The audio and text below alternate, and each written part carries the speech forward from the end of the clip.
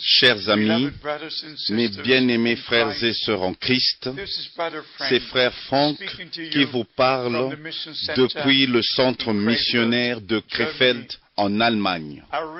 Je prends vraiment cela comme un grand privilège de vous parler d'une manière si merveilleuse, de partager la sainte parole de Dieu avec les habitants de la terre. Et je crois que maintenant, nous incluons dans ce ministère télévisé presque toutes les nations sous les cieux.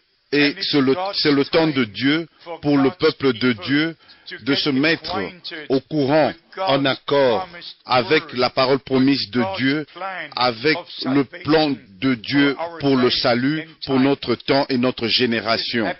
C'est absolument nécessaire.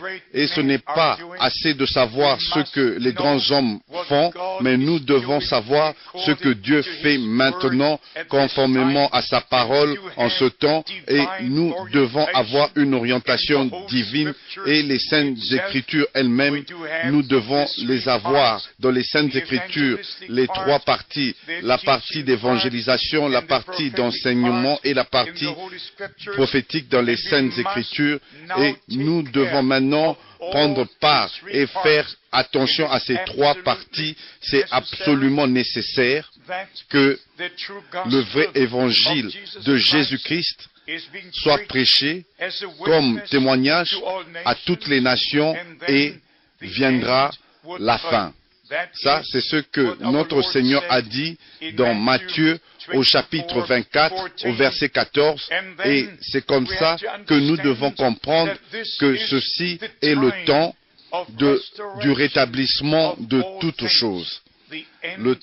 La fin doit être comme était le commencement. Et nous avons les promesses dans plusieurs Écritures, et spécialement dans Actes au chapitre 3, à partir du verset 19 jusqu'au verset 21, où notre Seigneur a parlé, Pierre a parlé de rafraîchissement qui doit venir de la part du Seigneur. Il a fait allusion à ce que Ésaïe, le prophète, a dit dans Ésaïe chapitre 28, que Dieu enverra des temps de rafraîchissement. Et aussi ce que le prophète Joël a prophétisé, que je restaurerai toutes choses. Dieu a parlé au travers des lèvres de ses prophètes. Et aussi dans Malachie, au chapitre 4, je vous enverrai Élie, le prophète, avant le grand et terrible jour de l'Éternel arrive. Et nous allons encore dans le Nouveau Testament, dans Matthieu, au chapitre 17, au verset 11, il est vrai qu'Élie doit venir premièrement et rétablir toutes choses. Alors nous comprenons que la restauration qui prend place maintenant doit être avant le retour de Christ. Peut-être que je devrais vous le lire afin que vous compreniez que ce n'est pas ce que moi je dis, mais ce que Dieu a dit dans sa sainte parole sur Christ, notre Seigneur.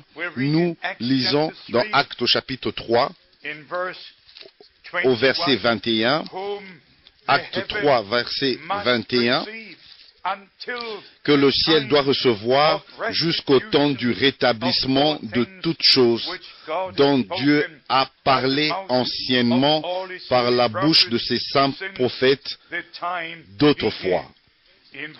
Au verset 20, nous lisons, afin que des temps de rafraîchissement viennent de la part du Seigneur et qu'il envoie celui qui vous a été destiné, Jésus-Christ. Premièrement, Jésus-Christ, le même hier, aujourd'hui et éternellement, est prêché aux nations. Et il confirme sa parole, comme il a promis que ces signes accompagneront ceux qui auront cru. Nous avons la grande commission dans Matthieu au chapitre 28, dans Marc au chapitre 16, dans Luc au chapitre 24 et aussi dans Jean au chapitre 20. Et nous avons aussi les promesses dans les 4 évangiles, dans les différents endroits, spécialement dans Jean, au chapitre 7, verset 38. Il a dit, « Celui qui croit en moi, comme le disent les Saintes Écritures, celui qui croit en moi, comme dit l'Écriture. » Si nous allons dans 1 Corinthiens, au chapitre 15, ici l'apôtre Paul met l'accent sur l'Écriture, et encore sur l'Écriture, il dit, je vais vous le lire, dans 1 Corinthiens, au chapitre 15, au verset 3 et 4, « Je vous ai enseigné avant tout, comme je l'avais aussi reçu, que Christ est mort pour nos péchés selon les Écritures. Et il a été enseveli et il est ressuscité le 3e jour selon les Écritures. Dieu fait toutes choses conformément à sa parole. Et lors de la première venue de Christ, il y a eu 109 prophéties qui furent accomplies. Dans Luc, au chapitre 24, notre Seigneur a commencé avec Moïse et il a continué avec les psaumes et avec les prophètes et il a partagé avec les 2 disciples toutes les choses qui le concernaient, qui furent alors accomplies. Après avoir parlé avec eux d'une manière que leur compréhension fut ouverte afin qu'ils puissent connaître, comprendre les Écritures dans leur accomplissement. Chers amis, mes bien-aimés frères et sœurs, j'ai écrit une petite brochure avec le titre « Au commencement était la parole, pas l'interprétation ». Je suis tellement en colère et je l'admets d'une manière ouverte.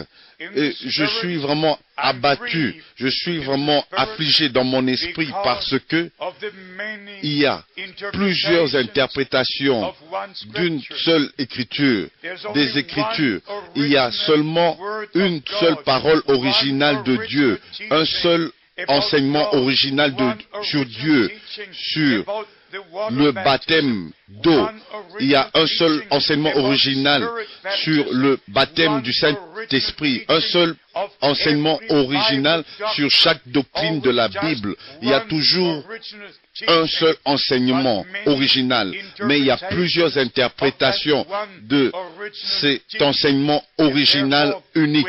Alors c'est comme ça que nous avons plusieurs dénominations et plusieurs églises qui marchent conformément à leur compréhension, à leur interprétation d'une certaine écriture, de certaines écritures. Mais maintenant, mes bien-aimés, le temps est arrivé et je dis ceci dans le nom du Seigneur Jésus-Christ, que le temps est arrivé de sonder les Écritures, de confirmer si ce que nous croyons est vraiment la sainte parole de Dieu qui nous a été enseignée par les apôtres au commencement, ou si nous suivons des interprétations que les hommes ont faites.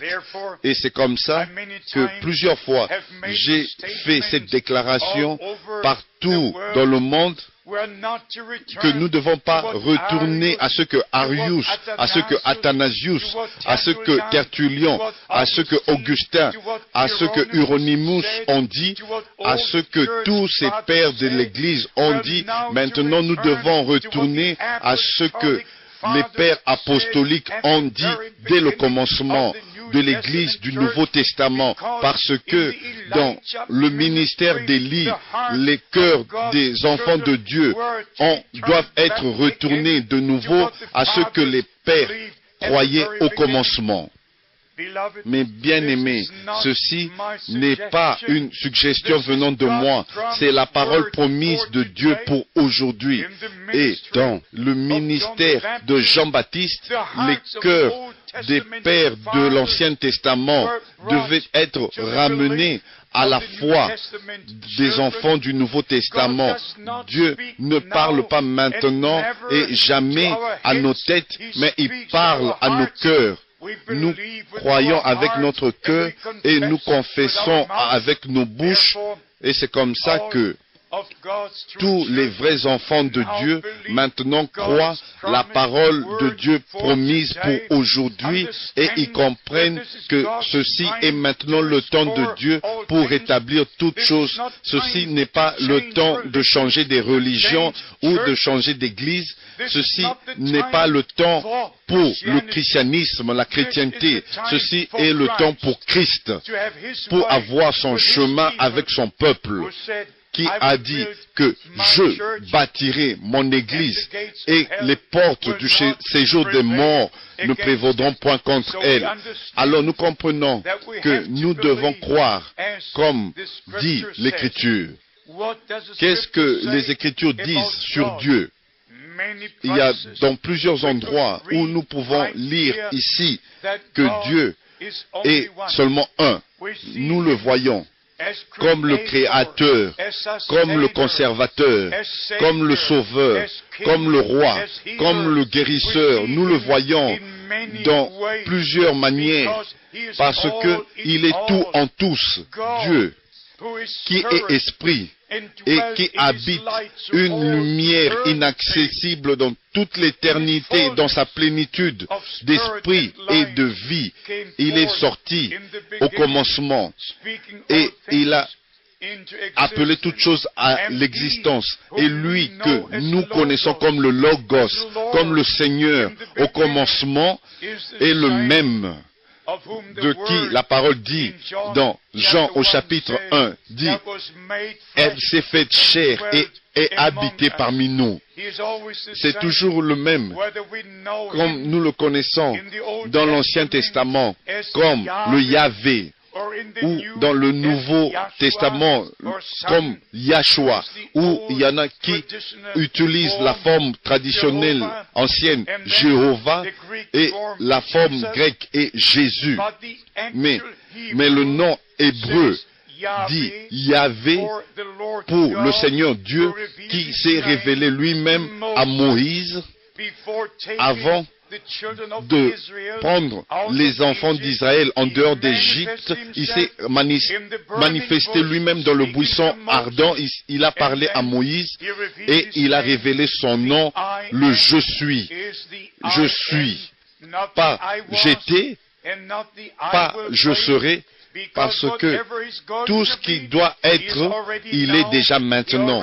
Il était déjà, il s'est manifesté lui-même de plusieurs manières. Maintenant, dans le Nouveau Testament, nous voyons notre bien-aimé Seigneur et Sauveur venant dans une chair, dans un corps de chair, et naître dans ce monde parce que pour nous et pour notre salut, il devait venir dans une forme humaine, et dans cette humanité, nous le voyons prenant notre place, et pour nous, nous le voyons dans plusieurs manifestations différentes.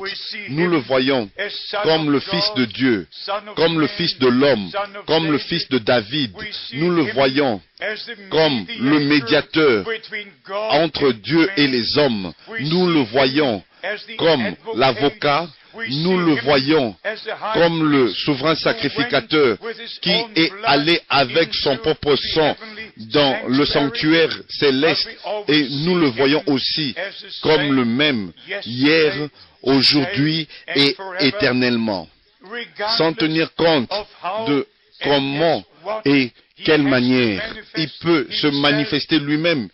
Il peut avoir toutes ces choses différentes et accomplir seulement en accomplissant ce qu'il doit être. Par exemple, dans le jardin d'Éden, le premier agneau fut égorgé, fut sacrifié, Et mes bien-aimés, alors l'agneau de Dieu est venu pour ôter les péchés du monde. Alors si vous voulez voir dans les jours d'Abraham, le Seigneur Dieu, comme sacrificateur, qui a visité Abraham et il a pris la dîme d'Abraham. Mais nous devons aller dans Hébreux au chapitre 7 pour savoir qui il était, Melchisédek, qui n'a pas de commencement et ni de fin, pas de père, pas de mère. Dans l'Ancien Testament, il n'était pas encore né comme fils. Il était le Logos, le Seigneur, le Je suis, et de plusieurs manières.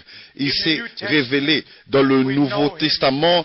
Nous le connaissons comme le Fils de Dieu parce que, au travers du Fils de Dieu, nous avons été placés de nouveau dans notre relation originale avec Dieu comme fils et filles de Dieu. Mais bien aimés, maintenant allons dans notre point. Nous devons toujours mentionner la grande commission et montrer comment cela a été pratiqué dans les jours apostoliques, et nous devons retourner dans les jours apostoliques. Ça, c'est une obligation divine. Nous ne devons pas continuer à marcher comme enfants de Dieu dans les chemins des dénominations. Plus jamais. Dieu a mis un signe de stop devant nous. Il a dit, ceci est le jour que le Seigneur a fait. Retournons à ses voies et chercher comment les choses étaient dès le commencement. Cela commence avec le jour de la Pentecôte, quand il y a eu l'effusion du Saint-Esprit et la multitude.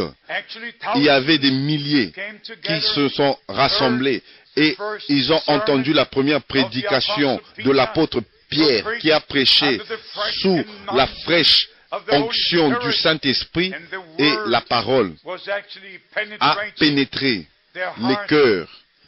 Et les gens ont demandé, qu'est-ce que nous devons faire pour être sauvés? L'apôtre Pierre leur a montré le chemin de la vie éternelle, et il a ouvert la porte étroite et le chemin étroit, mais il a montré le chemin étroit. Repentez-vous. Vous savez ce que veut dire la repentance. Le Saint-Esprit, premièrement, nous conduit à la repentance. Et avant que nous nous repentions, le Saint-Esprit doit nous convaincre du péché. Et après que le Saint-Esprit nous ait convaincus du péché, nous repentons du péché dont nous étions convaincus, et il y a des larmes qui coulent, et nous venons au Seigneur pour lui demander de nous pardonner. Et nous devons retourner comme les enfants perdus et filles perdues, et retourner à la maison. Ça, c'est par la repentance. Et pendant que Pierre prêchait, le Saint-Esprit est venu sur la congrégation, et tous ceux qui ont cru, l'Esprit les a conduits à la repentance et les a convaincus de leurs péchés, de leur transgression, de leur incrédulité, de leur propre chemin, et tout ce qui ne pouvait pas se tenir dans la présence de Dieu. Et ceux qui croient, qui ont cru, il leur a été dit, repentez-vous. Ils se sont repentis. Et ceux qui se sont repentis, ils se sont fait baptiser dans le nom de Jésus-Christ. Parce que tout est sur le pardon des péchés. En son nom, dans le nom de Jésus-Christ, la rémission et le pardon des péchés sera prêché à toutes les nations. Seront prêchés à toutes les nations. Et la chose principale est que Dieu était en Christ, réconciliant le monde avec lui-même. Et Jésus-Christ a payé le prix, il a versé son sang, afin que nous soyons rachetés et sauvés et justifiés.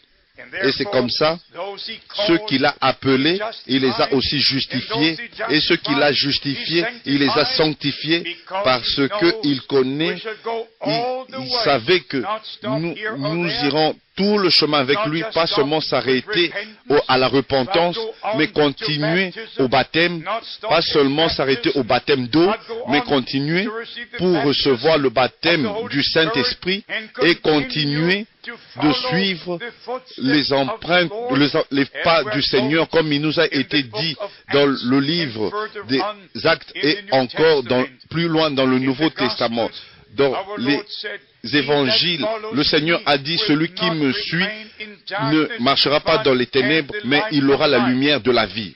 Jésus-Christ a dit, prenez votre croix sur vous et suivez-moi. Si vous suivez vraiment Christ, vous marcherez dans les pas qui nous ont été montrés et laissez derrière nous comme des empreintes les traces dans les sables, dans les traces du temps. Si il y a des pas dans lesquels nous devons marcher, des pas des apôtres et du Seigneur, et retourner au modèle biblique dans toutes choses. Alors, Dieu s'est manifesté lui-même pour nous dans le Nouveau Testament comme notre Père dans le ciel, et c'est comme ça que nous prions, notre Père qui est aux cieux, que ton nom soit sanctifié. Le même Dieu qui s'est manifesté lui-même dans Jésus-Christ, en Jésus-Christ, le seul Fils engendré, qui est né d'une vierge, qui est Emmanuel, Dieu avec nous. Et le même Dieu, au jour de la Pentecôte, il a rempli l'Église avec le Saint-Esprit. Et c'est comme ça que Dieu au-dessus de nous, comme notre Père, Dieu avec nous, en Jésus-Christ, le Fils Emmanuel, et Dieu en nous. Le même Dieu, dans trois manifestations différentes pour accomplir son plan éternel, ayant comme objectif, dans le cours du temps, pour nous ramener comme fils et filles de Dieu, fils et filles de Dieu, et être sa propriété pour toujours. Mais bien aimé, la chrétienté, le christianisme est une chose et Christ est une autre chose et quelque chose d'autre. Nous prêchons Christ et les doctrines des églises et les doctrines bibliques sont totalement autre chose.